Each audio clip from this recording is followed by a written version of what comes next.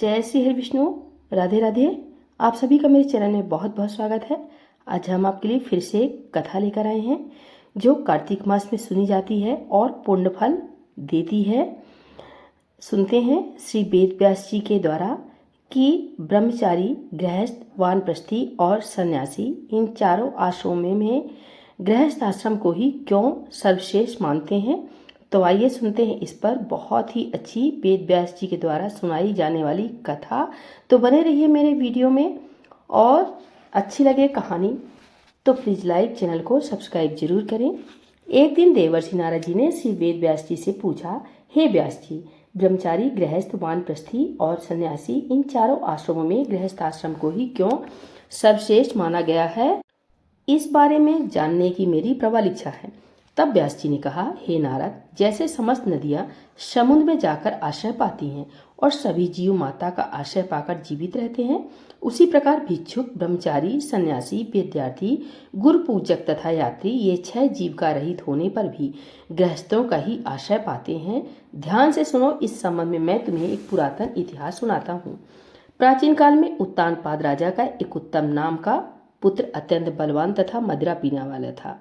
राजा रानी दोनों स्नेहपूर्वक रहते थे। एक दिन राजा ने वेश्या का नृत्य देखते हुए मदिरा पान किया, साथ ही अपनी स्त्री से भी मदिरा पीने का आग्रह किया, परंतु रानी ने उसका कहना नहीं माना।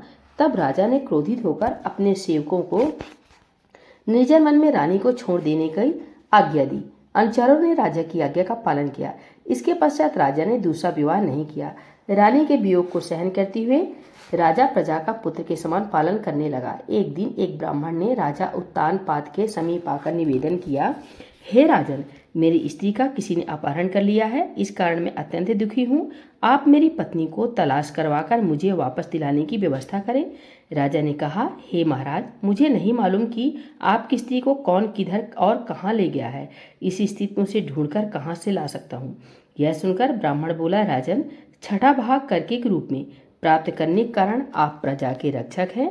मेरी स्त्री अपने घर में सो रही थी, वहां से उसे कोई हर कर ले गया है, अतएव आपका कर्तव्य है कि आप उसे कहीं से भी ढूंढ कर लाएं।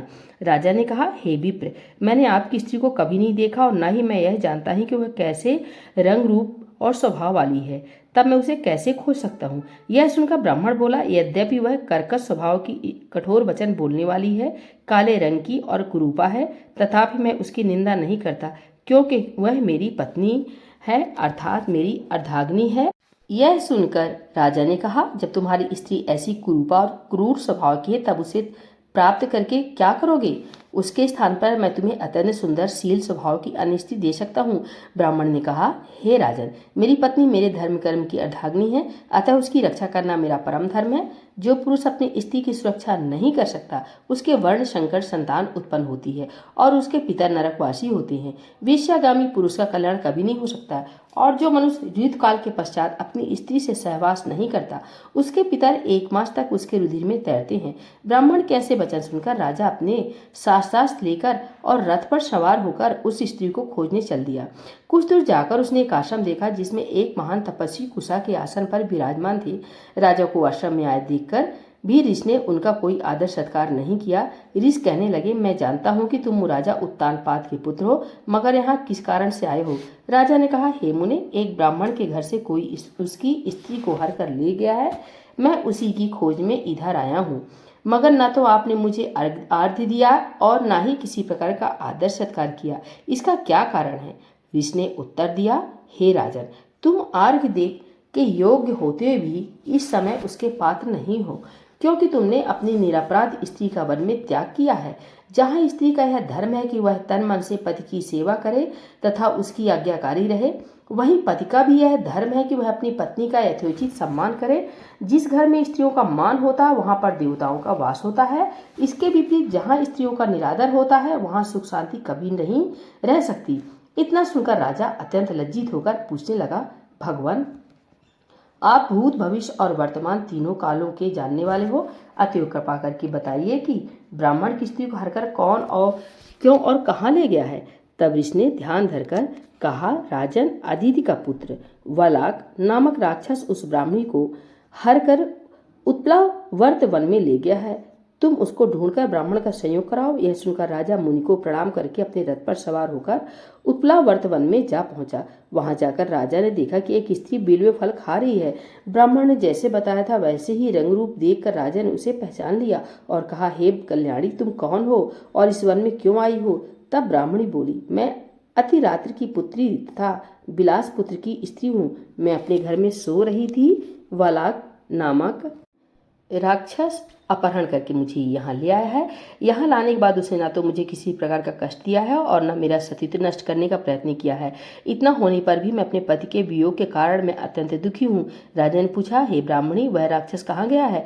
तब ब्राह्मणी ने बताया कि वह इस वन में अमुक स्थान पर गया है। जब राजा ब्राह्मणी द्वारा बताए स्थान पर पहुंचा तो राक्षस देखते ही राजा के चरणों में गिरकर बोला, राजन, मेरे लिए क्या आज्ञा है? तब राजा ने कहा, अरे निशाचर, तू ब्राह्मणी को हरकर क्यों लाया है? यदि तू इसके साथ विवाह करना चाहता है तो यह अत्यंत कुरूपा है, और यदि तेरी खाने की इच्छा है तो वैसा कह। तब राक्षस कहने लगा, राजन, मेरे घर में अनेक रूपवती अप्सराएं हैं। इनके अतिरिक्त मैंने कभी किसी स्त्री से भोग की इच्छा नहीं की और न मैं मांस भक्षण करता हूँ। मैं तो पूर्व जन्म के पापों का प्रायश्चित कर रहा हूँ। इस ब्राह्मणी का पति राक्षसों को मारने का मंत्र जानता है। जब हम यज्ञ ग्रहण करने के लिए जाते हैं तो वह हमको भगा देता है, क्योंकि यज्ञों का आचार वही बनता है। इसी कारण उस ब्राह्मण को दुखी करने के लिए मैं उसकी स्त्री को हर लाया हूँ। शास्त्रों के नियमानुसार स्त्री के बिना पुरुष को धार्मिक कर्म करने का अधिकार नहीं है, अतः अब वह यज्ञों में आचार नहीं बनता। राक्षस के वचन सुनकर राजा ने विचार किया कि यह भी परोक्ष रूप से मेरी ही निंदा कर रहा है। मुनि ने भी स्त्री का त्याग करने के कारण मुझे अर्घ्य योग्य नहीं माना। तभी राजा को विचार मग्न देखकर राक्षस कहने लगा, हे राजन, मैं आपकी प्रत्येक आज्ञा का पालन करूंगा, आप आज्ञा दीजिए। इतना कहकर वह हाथ जोड़कर खड़ा हो गया। राजा ने कहा, हे निशाचर, तुम इस ब्राह्मणी को इसके घर पहुंचा दो और उसके बाद जब भी मैं याद करूं तुम मेरे पास आ जाना। इतना सुनते ही वह राक्षस ब्राह्मणी को लेकर उसके घर छोड़ने चला गया। इसके बाद राजा विचारने लगा कि मैंने अपनी निर्दोष पत्नी को घर से निकाला है, अतः मैं अब कौन सा ऐसा पुण्य कर्म करूं जिससे इस पाप से निवृत्ति हो। तब राजा ने पुनः उन्हीं मुनि के पास जाकर उनसे उपाय पूछा। मुनि ने कहा, हे राजन, पुरुष के लिए स्त्री धर्म, अर्थ, काम और मोक्ष सभी कुछ देने वाली है। इतना ही नहीं, स्त्री के बिना इस लोक तथा परलोक कहीं पर भी सुख की प्राप्ति नहीं हो सकती। स्त्री चाहे जैसी कैसी ही कुरूपा, मूर्ख, रोगी, दरिद्री या खोटे स्वभाव वाली क्यों न हो, पुरुष को उसको सम्मान करना ही चाहिए। पश्चाताप करते हुए राजा ने कहा, हे मुने, मैंने अपनी निर्दोष पतिव्रता स्त्री को त्याग दिया है, अतः अब मैं क्या करूं? मुनि ने कहा, हे राजन, तुम्हारी स्त्री अकेली वन में घूमते हुए देखकर सतापात नामक नाग उसे पाताल लोक में ले गया है। उस नाग की नंदा नाम की एक कन्या है जिसने उसको घर में छिपा रखा है। यह सुनकर राजा वहां से अपने घर आया तो ब्राह्मण को स्त्री सहित अपने घर में देखकर अत्यंत प्रसन्न हुआ। इसके बाद राजा ने ज्यों ही वलाक राक्षस को याद किया, वह तुरंत उपस्थित हो गया। तब राजा ने उसे पाताल लोक से अपनी स्त्री लाने का आदेश दिया। आज्ञा मिलते ही वलाक पाताल लोक गया और वहां से राजा की स्त्री लाकर उसे सौंप दी। तदंतर राजा और रानी स्नेहपूर्वक रहने लगे। नारद जी ने अंत में कहा, हे राजा प्रथु, यह गृहस्थाश्रम महात्म्य हमने तुमको विस्तार पूर्वक सुनाया है, और अब क्या सुनना चाहते हो सो कहो। तो दोस्तों नमस्कार। कहानी अच्छी लगी हो प्लीज़ लाइक, चैनल को सब्सक्राइब करें। बोलिए भगवान विष्णु की जय।